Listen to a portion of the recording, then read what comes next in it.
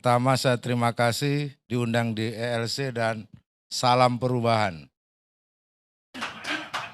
Terima kasih juga pasangan Amin sudah pernah hadir di ELC ini dan mendapat apresiasi yang luar biasa.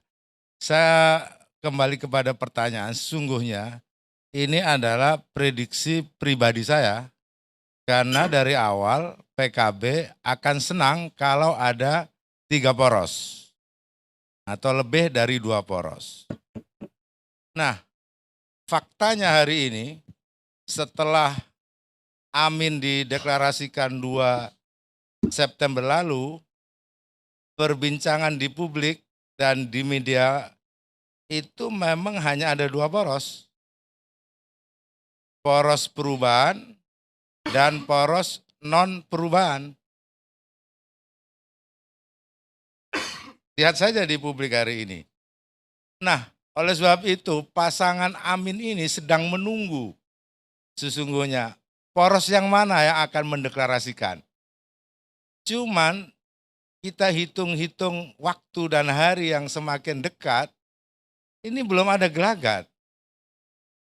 Malah saya, karena di politik Indonesia itu Bang Karni, antara yang ilmiah sama klinik itu hampir mirip.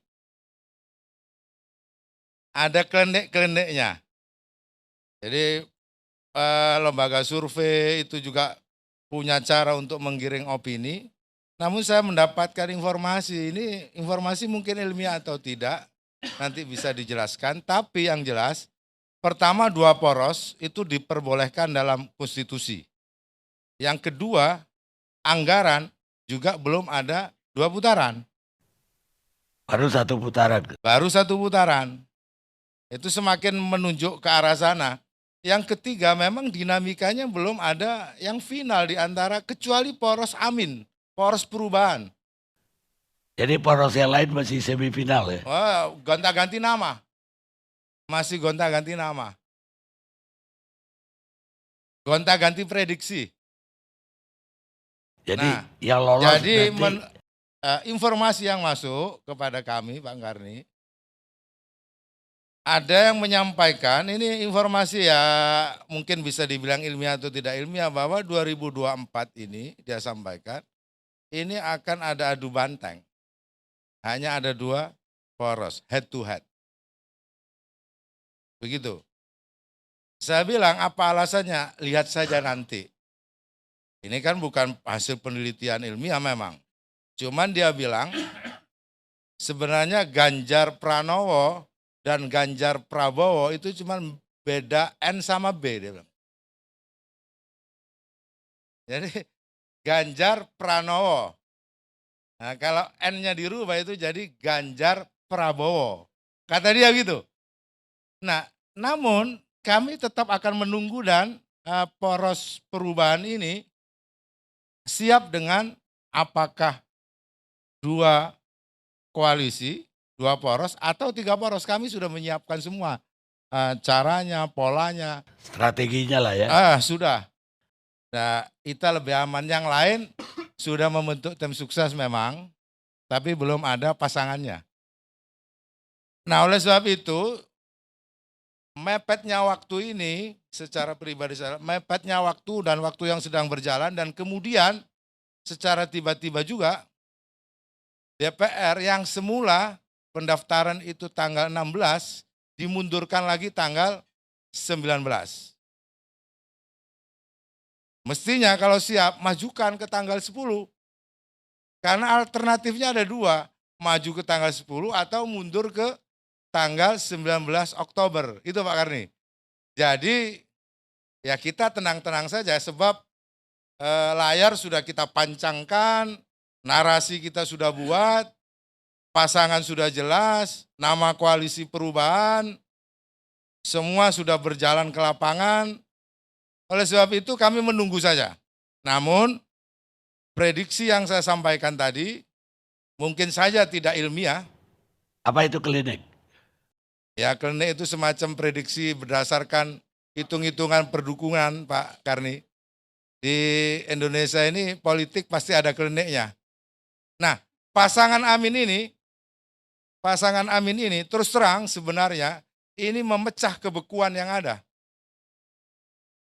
Pertama diusung oleh partai-partai menengah, partai-partai yang lahir di era reformasi.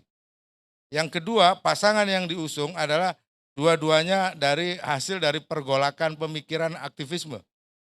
Jadi oleh sebab itu makin berat untuk dihadapi nih Pak Karni. Oleh siapapun juga. Makanya prediksi saya hanya 2 poros. Sebab banyak prediksi juga dari para pengamat, dari para peneliti, kalau 2 putaran dan 3 poros, maka Amin akan masuk di putaran kedua dan akan memenangkan.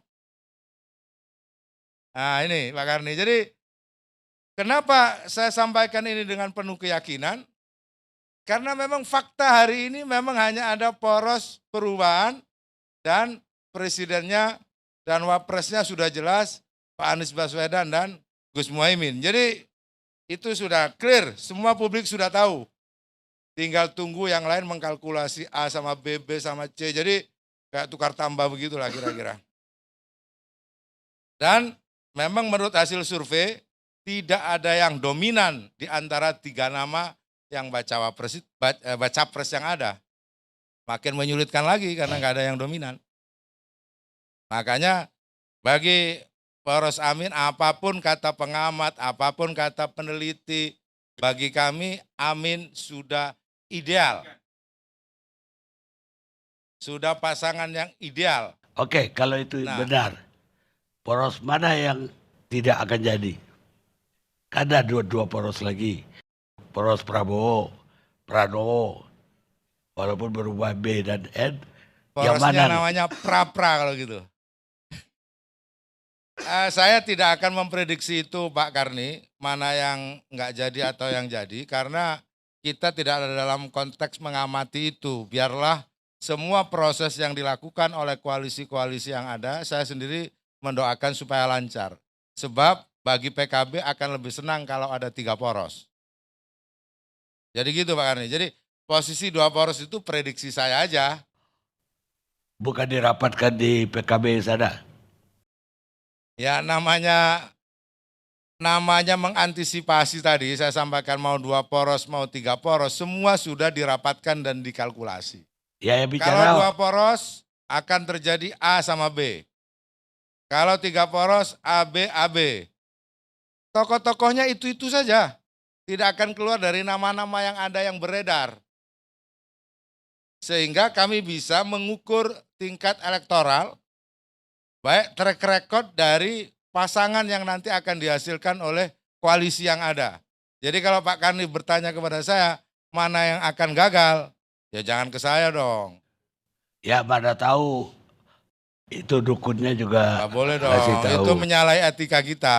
Oh gitu ya. Ya etika, karena kami itu berharap semuanya juga melakukan proses yang dewasa di situ, lancar, sebab kami terus terang Pak Karni setelah Amin ini dideklarasi memang banyak fitnah untuk kita.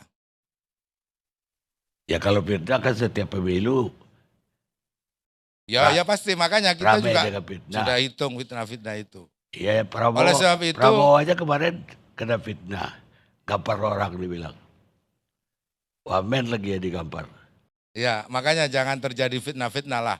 Oleh sebab itu kami berharap poros-poros yang sedang dibangun atau koalisi yang dibangun itu. Tapi kalau 2, apakah terjadi polarisasi lagi? Seperti yang lalu-lalu. Tentu PKB tidak berharap ada polarisasi Pak Karni. Namun kalau head to head memang pertarungan akan keras.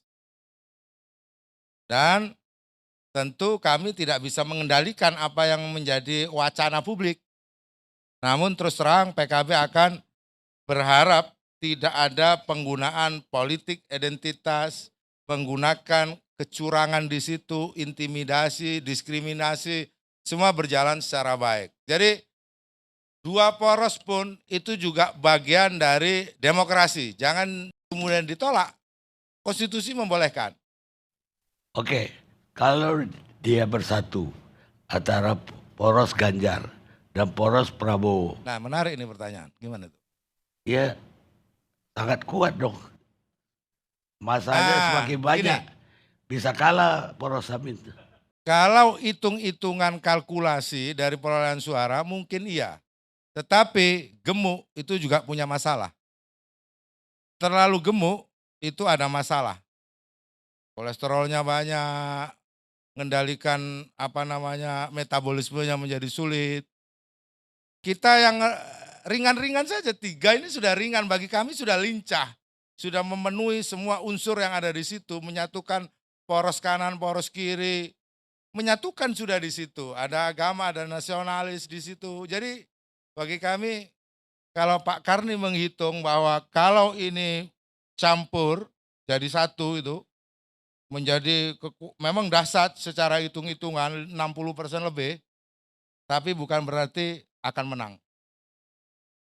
Publik akan melihat, oh ini poros kekuasaan, ini poros rakyat. Kira-kira begitu nanti. Gile. Mantap nggak Pak Karni? Ya untuk kampanye mantap. Nah, makanya silakan saja, makanya kita persilakan mau 2 poros, mau 3 poros, bagi pasangan Amin, koalisi perubahan, monggo kita bersaing dengan sportif. Timnas kami sudah dibentuk. Sportif, kerjasama, semangat, gitu Pak Karni. Cepat juga terbentuk ya. Oh iya dong. Baru koalisi belum sebulan udah terbentuk timnas. Jadi itulah yang kemudian membuat orang terkaget-kaget. Kaget sih biasa, tapi kemudian salah langkah itu yang lain tuh. Itu yang saya lihat. Makanya ada yang salah langkah. Ya buktinya sampai hari ini nggak selesai-selesai. Buktinya per hari ini belum ada koalisi yang menentukan siapa capres dan cawapresnya Pak Karni. Itu tandanya kesulitan. Andre, apa iya kesulitan? Coba jawab Andre.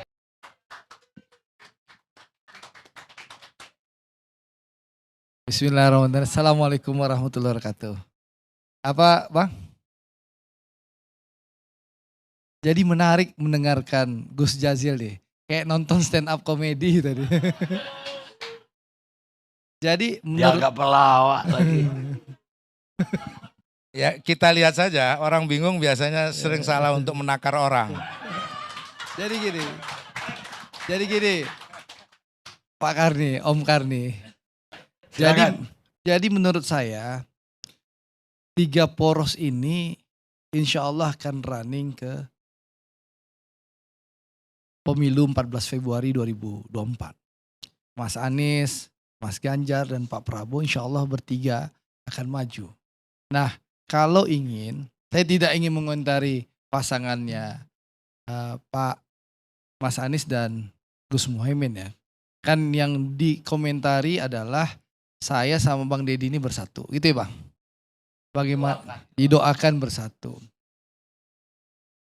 Diaminkan oleh pasangan yang didukung Gus Jazil. Saya melihat agak rumit. Dalam politik itu, Om Karni, seluruh kemungkinan tuh ada. Bahkan Mas Ganjar pun tadi menyampaikan di berita saya baca segala kemungkinan ada. Tapi menurut saya sangat rumit. Kenapa sangat rumit? Pertama, Partai Gerindra melalui Rapimnas sudah memutuskan Pak Prabowo sebagai calon presiden. PDI Perjuangan melalui Kongres memberikan kewenangan kepada Ketua Umum PDI Perjuangan Ibu Mega untuk memutuskan calon presiden. Dan Ibu Mega sudah menggunakan kewenangan konstitusi beliau ya Bang. Memutuskan Mas Ganjar sebagai calon presiden PDI Perjuangan. Jadi menyatukan ya PDI dan Gerindra yang ingin ya mengusung calon masing-masing menjadi calon presiden menurut saya rumit. Meskipun ruang itu mungkin ada. Karena yang tahu kepastian itu adalah Allah Subhanahu wa taala. Meskipun Gerindra enggak partai Islam tapi percaya sama Allah. Nah, jadi itu Bang Arni. Yang bisa saya sampaikan itu rumit. Nah, apalagi PDI Perjuangan ya sudah membangun koalisinya kami pun alhamdulillah sudah membangun koalisi. Dan insya Allah ILC ini kan ditayangkan besok hari Kamis kan? Kamis sore. Nah setelah nonton ILC di YouTube, jangan lupa tonton berbagai televisi yang ada. Insya Allah akan menayangkan deklarasi Partai Demokrat mendukung Pak Prabowo. Nah, setelah menonton ILC. Nah itu kan menunjukkan apa? Kekuatan mendukung Pak Prabowo.